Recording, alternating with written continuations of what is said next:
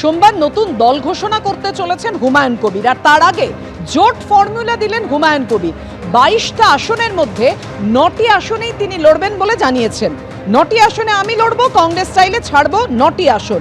3টি আসন ছাড়বো সিপিএম কে, 1টি আসন আইএসএফ কে, আর না হলে তৃণমূলকে হারাতে বিজেপিকে রুখতে একাই লড়বো বলে জানিয়েছেন হুমায়ুন কবির। রেজিনগরে সভাস্থল পরিদর্শনের পর জোট ফর্মুলা দিলেন হুমায়ুন কবির।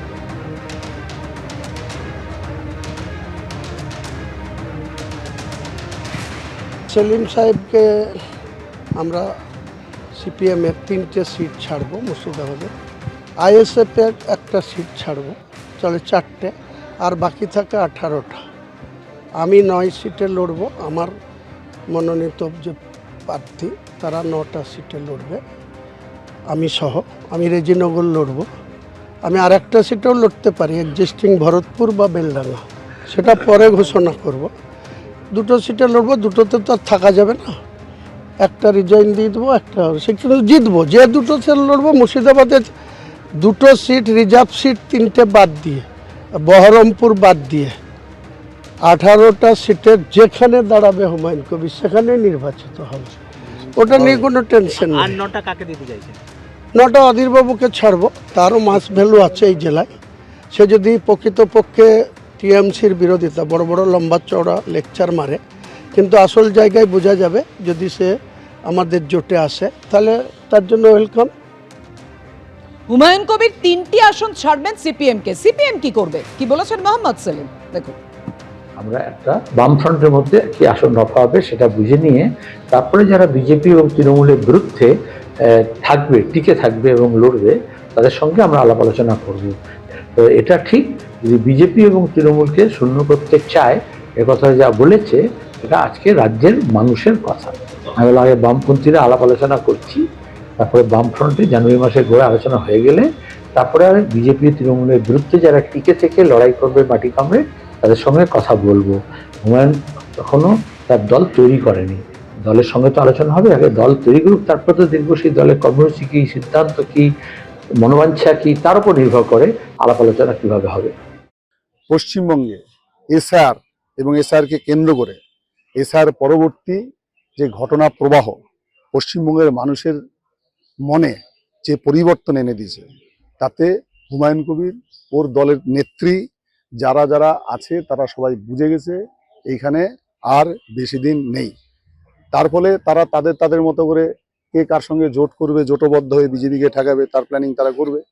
হুমায়ুন কবির সিপিএম এর সঙ্গে জোট করবে, কংগ্রেসের সঙ্গে করবে, অনেক লোকের সঙ্গে করবে বিজেপিকে হারানোর জন্য। এটাই খুব স্বাভাবিক আছে। কোনো শান্তিকামী মানুষ 30% 70% বিশ্বাস করে না। যদি 30 আর 70% বিশ্বাস করতো, তাহলে ওর জোট করার দরকার পড়তো না। যদি এরকমই হতো যে 70%, তাহলে আবার সিপিএম কংগ্রেস এইসব ধরার দরকার পড়তো না। কারণ বুঝে গেছে 70% তো আর কাজ হবে না, কারণ 70 আর 70 নেই। তারাও আজকে এসআর পরবর্তী ঘটনা প্রবাহের কারণে তারা আমাদের দিকে অনেকে এসছে। নদিয়ার তাহিরপুরে আজকে প্রধানমন্ত্রীর জনসভা ছিল, যদিও কুয়াশার কারণে সভাস্থলে পৌঁছতে না পারায় অডিও বার্তায় আজকে প্রধানমন্ত্রী নরেন্দ্র মোদী তিনি বক্তব্য রাখেন। আর এই সভায় যোগ দিতে আসার পথে ট্রেনের ধাক্কায় মৃত্যু হলো 3 জনের। রানাঘাটের তাহিরপুর এবং বাতকুল্লা স্টেশনের মাঝে ট্রেনের ধাক্কা লাগে এবং সেই সময় মোদীর সভায় আসার পথে ট্রেনের ধাক্কায় 3 জনের মৃত্যু হলো। এছাড়াও আরো একজনের অবস্থা আশঙ্কাজনক। মৃত এই 3 জনই মুর্শিদাবাদের বড়োয়ার বাসিন্দা বলে জানা গিয়েছে। আর এদের মধ্যে শক্তিনগর হাসপাতালে গিয়ে শেষ শ্রদ্ধা জানান শুভেন্দু অধিকারী। মোদীর সভায় আসার পথে আজকে ট্রেনের ধাক্কায় 3 জনের মৃত্যু হলো। যে 3 জনের মৃত্যু হয়েছে তাদের বাড়িতে পৌঁছেছে তৃণমূলের প্রতিনিধি দল। অন্যদিকে শক্তিনগর হাসপাতালে গিয়ে মৃতদের প্রতি শেষ শ্রদ্ধা জানান শুভেন্দু অধিকারী।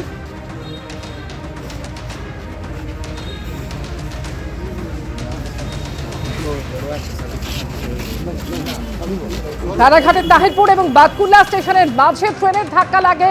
প্রধানমন্ত্রী জনসভায় তারা যোগ দিতে আসছিলেন। ট্রেনের ধাক্কায় 3 জনের মৃত্যু হয়েছে। এছাড়াও আরো একজনের অবস্থা আশঙ্কাজনক। যে 3 জনের মৃত্যু হয়েছে প্রত্যেকেই মুর্শিদাবাদের বড়োয়ার বাসিন্দা বলে জানা গিয়েছে।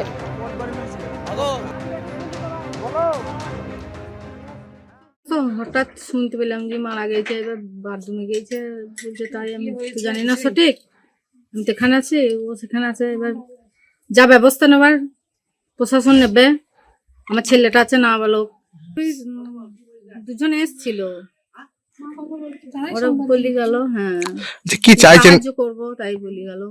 এখান থেকে মৃত সংবাদ এইটুকুই শুনছি, তাছাড়া আদার্স কিছু আমরা তো জানি না, বাড়িতেই ছিলাম। দুজন, এই পাশাপাশি দুজন আর একটা আহত, তিনজন। বেরিয়েছিল বাড়ি হ্যাঁ? কালকে কখন বেরিয়েছিল? ওরা বেরিয়ে গেছে 10টার পর। আরে বাবা, আমি যখন যাই তখন 10টার পরেই বেরিয়ে গেছে গাড়ি। আর বাবা তার একা যায়নি, মেম্বারও গিয়েছিল, সবাই গিয়েছে। মোদির সভায় হ্যাঁ, মোদির সভাতে গিয়েছিল। মোদিকে এবং ভালোবাসতো এবং ওকে দেখবো করেই গিয়েছিল। মৃতদের পরিবারের বক্তব্য আপনারা শুনলেন। তিনজন তারা প্রধানমন্ত্রীর সভায় যোগ দিতে আসছিলেন এবং সেই সময় ট্রেনের ধাক্কায় মৃত্যু হয়েছে তাদের। এই ঘটনায় দুঃখ প্রকাশ করে মৃতদের পরিবারকে সমবেদনা জানিয়ে বার্তা দিয়েছেন প্রধানমন্ত্রী। मुझे ये भी जानकारी मिली है कि रेल स्थल पर पहुंचते समय खराब मौसम की वजह से भाजपा परिवार के कुछ कार्यकर्ता रेल हादसे का शिकार हो गए हैं। जिन बीजेपी कार्यकर्ताओं की दुखद मृत्यु हुई है, उनके परिवारों के प्रति मेरी संवेदनाएं हैं। जो लोग इस हादसे में घायल हुए हैं, मैं उनके जल्द स्वस्थ होने की कामना करता हूं। दुख की इस घड़ी में हम सभी पीड़ित परिवारों के साथ हैं। প্রধানমন্ত্রী জনসভায় যোগ দিতে আসার সময় যে দুর্ঘটনা ঘটে, যে ঘটনায় তিনজনের মৃত্যু হয়েছে, এই ট্রেন দুর্ঘটনা নিয়েও মৃত্যু নিয়েও শুরু হয়েছে দড়ি টানাটানি। মুর্শিদাবাদের বড়োয়ায় একদিকে মৃতদের বাড়িতে পৌঁছানো তৃণমূল নেতৃত্ব, অন্যদিকে কৃষ্ণনগরের হাসপাতালে গিয়ে শেষ শ্রদ্ধা জানালেন শুভেন্দু অধিকারী। দুটি ছবি রেখেছি আপনাদের সামনে। মুর্শিদাবাদের বড়োয়ার বাসিন্দা এই তিনজন আজ তাদের বাড়িতে গেলেন তৃণমূল নেতৃত্ব, আর অন্যদিকে কৃষ্ণনগরের হাসপাতালে গিয়ে মৃতদের পরিবারকে শেষ শ্রদ্ধা জানালেন শুভেন্দু অধিকারী। সবারই হবে, আমরা দল মত জাতি ধর্ম নির্বিশেষে আমাদের দলের নির্দেশে আমরা এখানে এসেছি। তৃণমূল নেতৃত্ব তারা আজকে একদিকে মৃতদের বাড়িতে পৌঁছে যান। মুর্শিদাবাদের বড়োয়ার বাসিন্দা এরা, তাদের বাড়ির ছবি এই মুহূর্তে দেখতে পাচ্ছেন। সেখানেই আজকে তৃণমূলের প্রতিনিধি দল তারা পৌঁছে যান যে তিনজনের মৃত্যু হয়েছে এই ট্রেন দুর্ঘটনায়।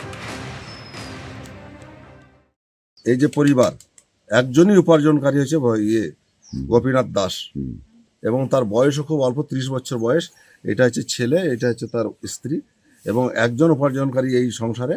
আমরা দল মত নির্বিশেষে, জাতি ধর্ম নির্বিশেষে আমাদের সুপ্রিমো মমতা বন্দ্যোপাধ্যায়, অভিষেক বন্দ্যোপাধ্যায়, সর্বভারতীয় নেতৃত্ব এবং ডেভিড দার নির্দেশে আমরা এখানে এসেছি। আমাদেরকে বলেছে আপনারা তাড়াতাড়ি যান ওখানে এবং মানুষের পাশে থাকেন, সে যে দল করুক না কেন। আমরা মানুষের পাশে থাকবো, পশ্চিমবাংলার মানুষ এবং আমাদের বড় ব্লকের মানুষ। আমরা সব রকম সহযোগিতা করব এই দুর্ঘটনা প্রবণ এই মৃত্যু পরিবারের পাশে আমরা থাকি। আমাদের 3 জন মৃত্যু হয়েছে, একজন ইনজুরি আছে, আরও 2 জন এখানে মশরডা হয়েছে একজন, আর 2 জন হচ্ছে সাবলদহে একজন ইনজুরি আছে। এবিপি আনন্দ, এগিয়ে থাকে, এগিয়ে রাখে।